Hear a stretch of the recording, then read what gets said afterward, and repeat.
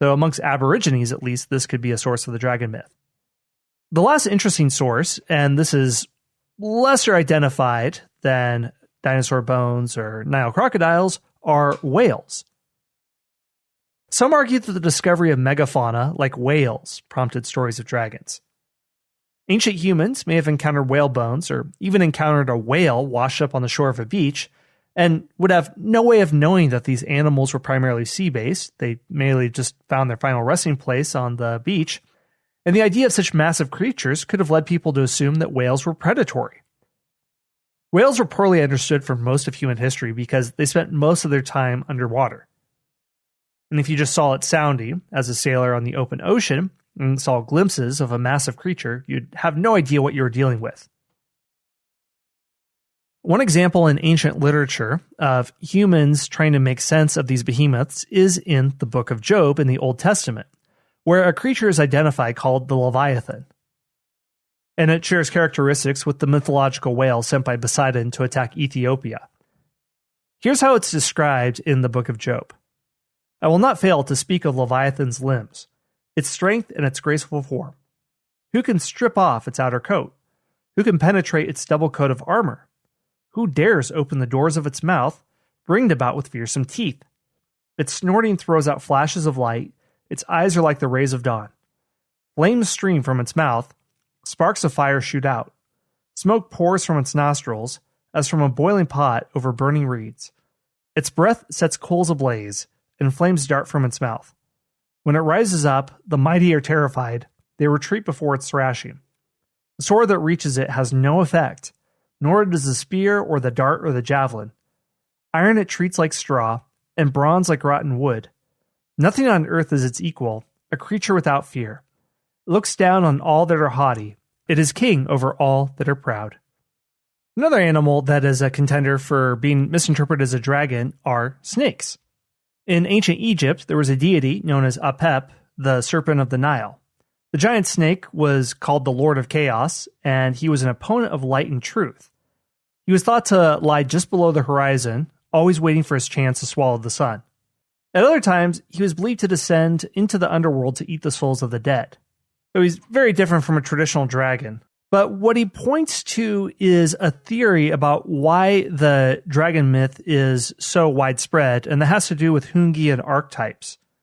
David E. Jones wrote in his book, An Instinct for Dragons, that the belief in them points to a perennial fear held by humans. He argues that, like monkeys and dogs, humans or humanoids, bipedal creatures, are instinctively afraid of snakes and other large predators that are poisonous. James argues that the collective human consciousness invented dragons over the centuries due to this embedded fear that humans have. Just as monkeys show a fear of snakes and large cats, the fear of predators, birds of prey, and elephants has been selected for in hominids. Jones cited a study which found that approximately 39 people in 100 are afraid of snakes, and the fear of snakes is especially prominent in children, which are not conditioned to have this fear, and they have this fear even in places where snakes are rare. We saw that the earliest dragon myths has them look much more serpent-like than later dragon myths. So Jones concludes that the reason dragons appear in nearly all cultures is because of humanity's innate fear of snakes and animals that have been predators throughout humanity's history and in the history of their primate ancestors. Dragons are believed to reside in dark caves, deep pools, wide mountain reaches, sea bottoms, and haunted forests, all places that would have been dangerous for early humans. Others have followed up on this idea of dragons as the embodiment of our unspoken fears. Folklorist Carol Rose, discussing her book Giants, Monsters, and Dragons, an encyclopedia of folklore, legend, and myth, that dragons have composite features from many other beasts, such as the head of an elephant in India, that of a lion or bird of prey in the Middle East, or numerous heads of reptiles, such as serpents. Their body color may range from green, red, and black to unusually yellow, blue, or white dragons. So because they can embody the fears of different cultures, they have different powers in different cultures. They bring on earthquakes in seismically active zones, and they can cause a harvest to fail in places that are completely dependent on rainfall if a harvest comes in or doesn't come in. Zoologist Carl Schuker describes dragons in his book Dragons, A National History, that includes giant snakes, hydras, dragon gods, and gargoyles, and more obscure variants like basilisks, wyverns, and cockatrices. Hey everyone, Scott here. We're going to take a very short break for a word from our sponsors. So what a dragon can do is adapt to cultural and literary expectations of the era. And you can argue that they continue to do that in movies and TV and role-playing games like Dungeons & Dragons. And because they embody man's fear, that's why they're such good enemies in traditional myths, and they're the foil for bold adventurers. You'll see other creatures like trolls, elves, and fairies interact with people. Sometimes they help, sometimes they hinder, but they're not the main primary adversary that needs to be defeated in the hero's quest. And the idea of vanquishing a dragon is considered a critical step for any saint, knight, or even a hobbit in J.R.R. Tolkien's Legendarium. Michael Page and Robert Ingpen wrote in their Encyclopedia of Things That Never Were that the use of dragon's teeth provided a simple method of expanding the armed forces of any country. It was first practiced by Cadmus, king of Thebes. First, prepare a piece of ground as though for sowing grain. Next, catch and kill any convenient dragon and draw all its teeth. Sow these in the furrows you have prepared, cover lightly, and stand well away. They also wrote that veteran warriors were clad in bronze and armed with swords and shields, and emerge rapidly from the earth and stand in ranks according to the way in which dragon's teeth were sown. So in this legend, a dragon's tooth can literally raise up an army. Now, I want to take one more look at theories of the myth of dragons and also take a step back. These theories that I mentioned here come from nature or psychology, something that's present in all humans around the globe. That's one broad approach to how people understand dragons, but a more standard theory that existed for a long time was that of diffusion. That there was a belief in dragons that started at one point in time in one culture and it gradually spread around the globe. This approach has a long history. Arguably, it goes back to Charles Gould's Mythical Monsters, published in 1886, and Grafton Elliott Smith's The Evolution of Dragons in 1919, that showed that the dragon myth was a worldwide phenomena. Smith argued that the dragon myth has such a convergence of beliefs that it must have a common origin. He argued that the dragon myth came from the Egyptian priesthood. From the Egyptian mythology, then it spread into the Near East, and then Europe, and then India, and then to China, and eventually reached Mesoamerica. This is an idea that the dragon myth spread by a gradual process, and as a very primitive Silk Road builds up in the 200s BC that connects China to Eurasia, along with trade connections, the dragon myth also spreads. As a result, crude representations of the dragon as a horned serpent in Babylonian conceptions of Tiamat then changes into the spirit of chaos in the primeval ocean and evolves over time into a more elaborate iconography, especially in China. Later writers rejected Smith's Egyptocentric theory of world civilizations, but his general proposal that the dragon myth was invented at one time and then spread and borrowed and changed over most of the globe, was mostly accepted by researchers until fairly recently. But the alternatives are tricky because then, if we propose a theory of independent development all over the world, then why would dragon myths repeatedly have some of the same characteristics over and over again? That around the world, dragons are associated with waterfalls and pools and caves and being controllers of rain, and being serpents and having horns and feathers and bodily attributes, characteristic of warm-blooded animals while having the body of a snake.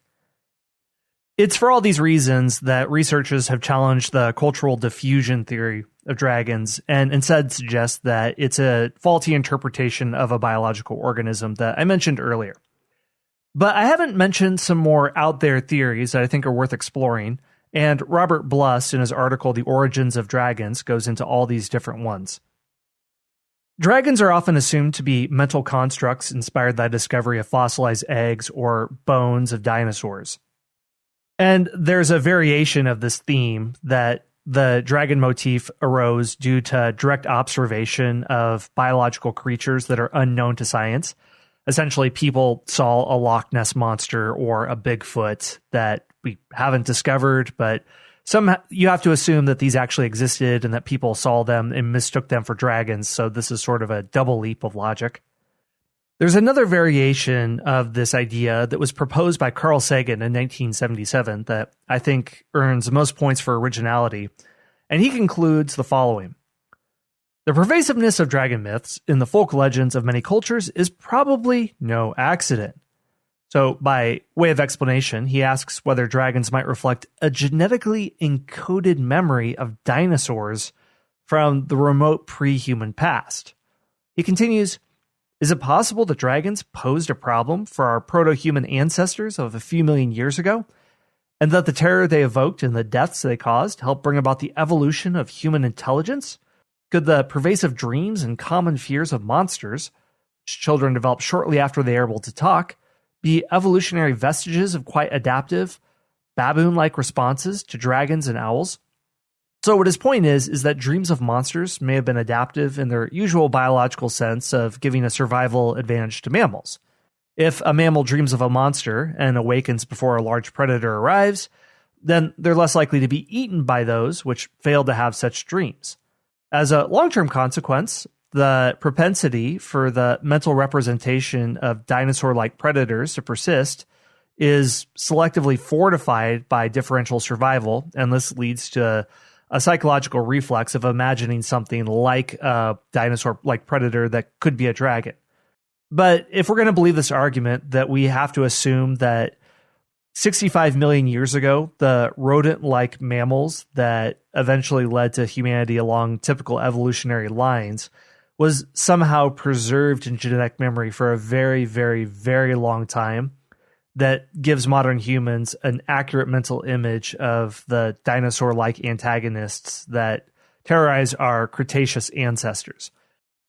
This is a pretty big leap, and that's a gigantic step from the idea that because humans are instinctually afraid of lizards, then dragons are a natural extension of that, to the idea that 65 million years ago, distant mammal ancestors encountered dinosaurs, and this encoded into a fear of dinosaur-like creatures that's now our fear of dragons. That's a pretty big leap right there. So let's leave behind the idea that a dragon is symbolically equivalent to a physical phenomena, and let's look at theories that the dragon is symbolically equivalent to some psychological force. Writers who follow this line of reasoning suggest that dragons began when primitive men who were unlearned in natural laws, which we now account for the weather or other phenomena, imagined the varying moods of the weather to be the result of supernatural powers that were struggling somewhere else, on one side for good conditions and on the other side toward destruction and chaos, whether it's gods or demons or whatever. A very different approach to the symbolism of dragons came from psychologist Carl Jung. In one passage in an article he wrote in 1956, he described the dragon as a symbol of the unconscious, calling it perfectly expressing the latter's sudden and unexpected manifestations, its painful and dangerous intervention in our affairs, and its frightening effects. In other writings, he speaks of the dragon as the terrible mother or the devouring mother. It's an archetype of the unconscious, which represents the dark side of the maternal persona, and as representing the visionary experience of the alchemist, he writes. But these are still general explanations that dragons are mystical archetypes and obscure references to clouds or water, and they don't really help us in explaining any of the relevant observations of why dragons appear in so many different cultures. So if they didn't spread by diffusion, if they're not just the construct of pure imagination, then where do they come from? Robert Bluss proposes his theory by starting at an interesting place, and that's by connecting dragons with waterfalls.